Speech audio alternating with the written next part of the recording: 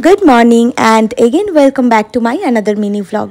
সকলকে জানাই শুভ রথযাত্রা। তো আজকে আমি সকাল থেকে পুরো দিনটা ঠিক কিভাবে কাটিয়েছি সেটাই তোমাদের সঙ্গে শেয়ার করব। সকালবেলা ঘুম থেকে উঠেই ভেবেছি যে বেড কভারটাকে চেঞ্জ করব, বাট বাবি তো অনেকক্ষণ ঘুমিয়ে থাকে, তারপর ঘুম থেকে উঠেই ওর প্রচণ্ড খিদে পেয়ে যায়, তাই জন্য আগেই ওকে খাইয়ে দাইয়ে নিয়ে আমিও ব্রেকফাস্ট করে নিয়ে চলে এসেছি বেড কভারটাকে চেঞ্জ করতে। বেড কভারটাকে চেঞ্জ করে নিলাম আর বেড কভার চেঞ্জ করতেই রুমের পুরো লুকটাই চেঞ্জ হয়ে গেল যেন। এনিওয়ে এবার চলে গেলাম স্নান করতে, আর আজ ছিল আমার হেয়ার ওয়াশ ডে। তো যেদিন হেয়ার ওয়াশ ডে থাকে সেদিন আমার স্নান করতে অনেকটা টাইম লাগে, আর তাছাড়া আজকে অনেকগুলো জামা কাপড় কেচেছিলাম। ডেইলির জামা কাপড় আমি ডেইলি ওয়াশ করে নিই, তাই এতগুলো জামা কাপড় আমার খুব রেয়ারই হয়। আজকে আমার এত জামা কাপড় হওয়ার মেইন কারণ হচ্ছে দুদিন ধরে আমার এতটাই ঠান্ডা লেগে গেছিলো যে আমি জামা কাপড় কাচতে পারিনি। তো সেই কারণে আজকে এই প্রায় 2 বালতি মতন জামা কাপড় ওয়াশ করে দিয়েছি।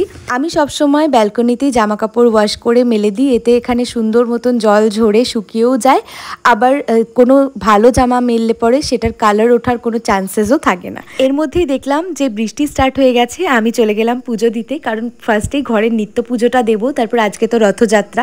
বাবির রথটা বের করার গতকাল আমি এতটুকুও সময় পাইনি, তাই জন্য আজকে বাবা সকালবেলা রথটা পেরে সুন্দর করে ক্লিন করে রেখে দিয়েছে। পুজো করার সময় যদি এত সুন্দর ফুল পাওয়া যায় তাহলে মনটা তো এমনিই ভালো হয়ে যায়। প্রথমেই কিন্তু আমি ঘরের নিত্য পুজোটা সেরে নিয়েছিলাম। 3 বছর আগে এই রথটা বাবির জন্য কেনা হয়েছিল, তখন বাবির বয়স মাত্র 7 মাস। এনিওয়ে ঘরের নিত্য পুজোটা হয়ে যাওয়ার পর আমি রথটাকে ভালোভাবে আরেকবার ক্লিন করলাম।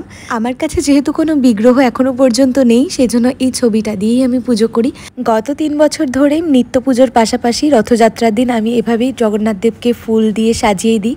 উল্টো রথযাত্রার দিন যথাসাধ্য আমার যতটা সামর্থ্য তার মধ্যেই আমি ভোগ রান্না করে ভগবানের সামনে নিবেদন করি। রথযাত্রার দিন ভগবানের অনেক রকম নিয়ম রয়েছে, বাট আমি কোনো নিয়মই জানি না, কিন্তু আমি নিজের মন থেকে যতটুকু চেয়েছে ততটুকুই করতে পেরেছি, এটাই আমার কাছে অনেক।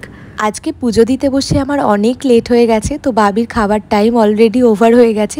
আমার মাথায় আর কোনো কাজ করছিল না, তো আজকে ওকে একদম সিম্পল খাবার দিয়েছিলাম, ডিম সেদ্ধ, আলু সেদ্ধ আর ভাত, তার সাথে একটু ঘি দিয়েছিলাম, আর আলু ভাজা ওর ফেভারিট।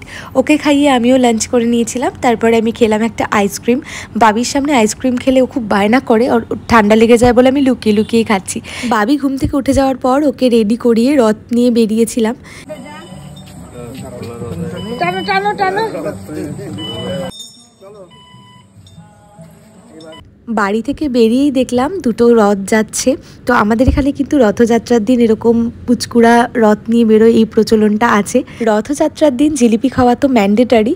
তো আজকে আমাদের পাড়াতে জিলিপি ভাজছিল গরম গরম, তো সেখান থেকে একটু জিলিপি নিয়ে বাড়িতে চলে এলাম। রথযাত্রার দিন তো দুর্গাপুজোর খুঁটি পুজো হয়, তো আজকে আমাদের ক্লাবের খুঁটি পুজো হয়েছিল, সেটা দেখে যে কি মজা লাগছিল কি বলবো।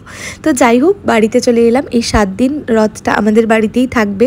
সন্ধেবেলা এবারে সবাই মিলে বসেছি জিলিপি খেতে, আর জিলিপিগুলো খুবই ক্রিস্পি ছিল। সন্ধেবেলায় মা চা করেছিল, তারপর যথারীতি চলে এলাম এই বাড়িতে, ডিনার করে খেলাম একটা আইসক্রিম।